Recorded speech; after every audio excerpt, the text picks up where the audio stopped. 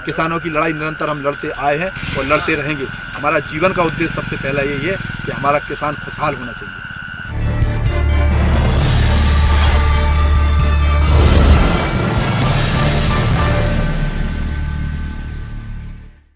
नमस्कार, आपकी जन अदालत न्यूज़ से मैं हूं राजा भैया पाल और इस समय मैं भांडर विधानसभा क्षेत्र में हूं, जहां हमारे साथ किसानों के नेता पिछले 10 वर्षों से लगातार किसानों की आवाज़ दतिया जिला पंचायत में उठाते आ रहे हैं। हम बात कर रहे हैं दतिया जिला पंचायत सदस्य राम किंकर सिंह गुर्जर जो भी हैं। राम किंकर सिंह गुर्जर जी, क्या आवश्यकता थी कि आप आज किसानों के बीच में खेतों में पहुँचे? देखिए, किसान ये हमारा जिला पंचायत क्षेत्रीय नहीं, ये हमारा परिवार है और हमारे क्षेत्र के सभी किसान हमसे जुड़े हुए हैं, सभी हमारे भाई बंदी हैं और हमेशा हम किसानों के बीच में ज़्यादा समय हम किसानों के बीच में रहते हैं, क्योंकि हम खुद एक किसान हैं, इसलिए हम हमेशा किसानों के बीच में आना जाना लगा रहता है हमारा। तो ये आप बता सकते हैं जो खेत है इसमें क्या है इस समय?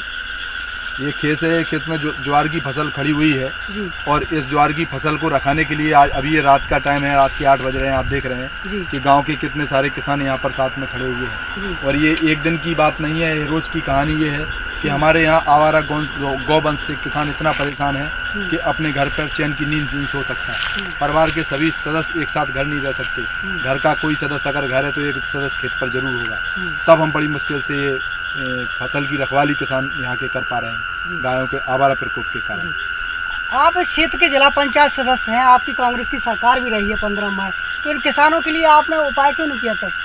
देखिए, हम उस समय भी जिला पंचायत सदस्य रहे हैं जब भाजपा की सरकार थी और उस समय से हम लगातार यहाँ पर गौशाला, बड़ी गौशाला की मांग करते आ रहे हैं। हमारे दिल में इच्छा थी कि कोई ऐसा प्रदेश का मुख्यमंत्री बने, कोई ऐसा नेता बने जो आवारा गौवंश से पीड़ित किसानों की खबर ले, जिसके कारण जो किसानों को जो परेशानी होती है, जो रात रात भर खेतों पर रह के जागना पड़ता है, ये उनकी समस्या दूर हो जाए।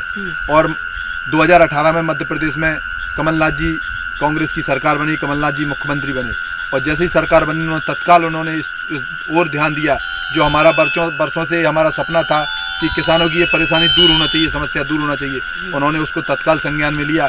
हमारे नेताओं ने, माननीय कमलनाथ जी ने, और गौशालाओं का बिल्कुल अविलंब गौशाला निर्माण शुरू करवा दिया था।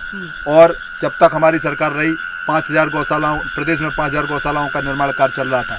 यहाँ हम खड़े हैं, ये ग्राम ढौड़ का मौजा है, यहाँ के आसपास भी 5-6 पंचायतों में गौशालाओं का निर्माण हो चुका है। लेकिन भारतीय जनता पार्टी गाय के नाम पर राजनीति तो करती रही है, लेकिन आज भी गौशालाओं को संचालित नहीं कर पा रही है। उसी का परिणाम है कि इतनी रात को क्या, सारी रात भर हमारे ये किसान भाई जो हमारे साथ खड़े हुए हैं, ये रात भर जाग करके फसल की रखवाली करते हैं। और अगर एक दिन भी झपकी लग जाती है तो इनकी आवारा गाय इनकी पूरी फसल को चौपट कर देती हैं, इनकी पूरे साल का बजट बिगड़ जाता है। ये स्थिति है।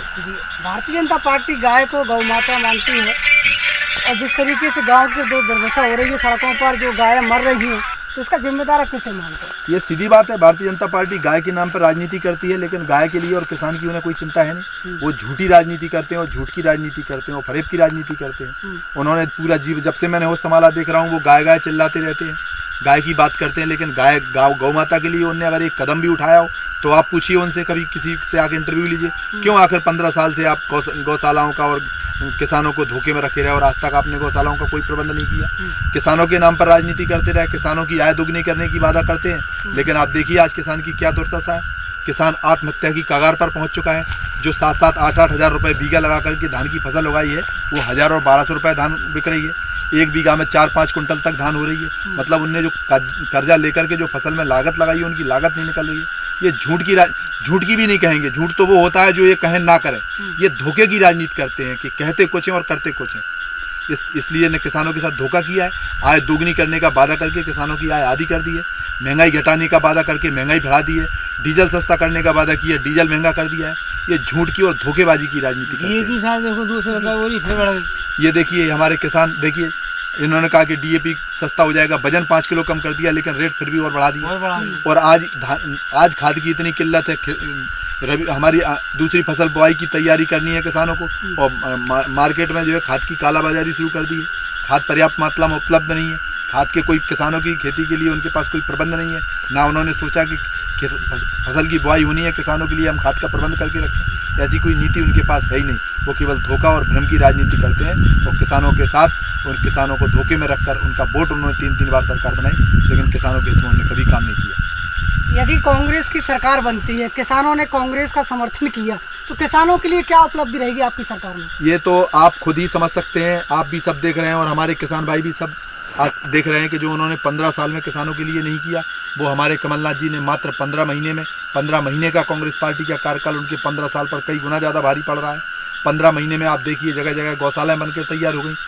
विधानसभा में खुद भारतीय जनता पार्टी के मुख्यमंत्री और नेताओं ने स्वीकार किया है, विधानसभा में क्वेश्चन का जवाब दिया है कि मध्य प्रदेश में 27 लाख किसानों का 1 लाख तक का कर्जा माफ़ किया है। वही योजनाएं जो वचन पत्र में है, जो सामाजिक सुरक्षा पेंशन की बात की जाए तो 300 रुपये महीना ये देते थे।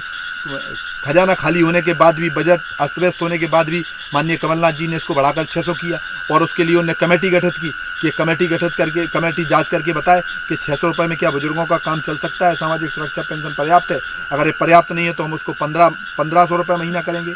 कन्या विवाह की राशि उनने 21,000 से बढ़ा करके 51,000 की है।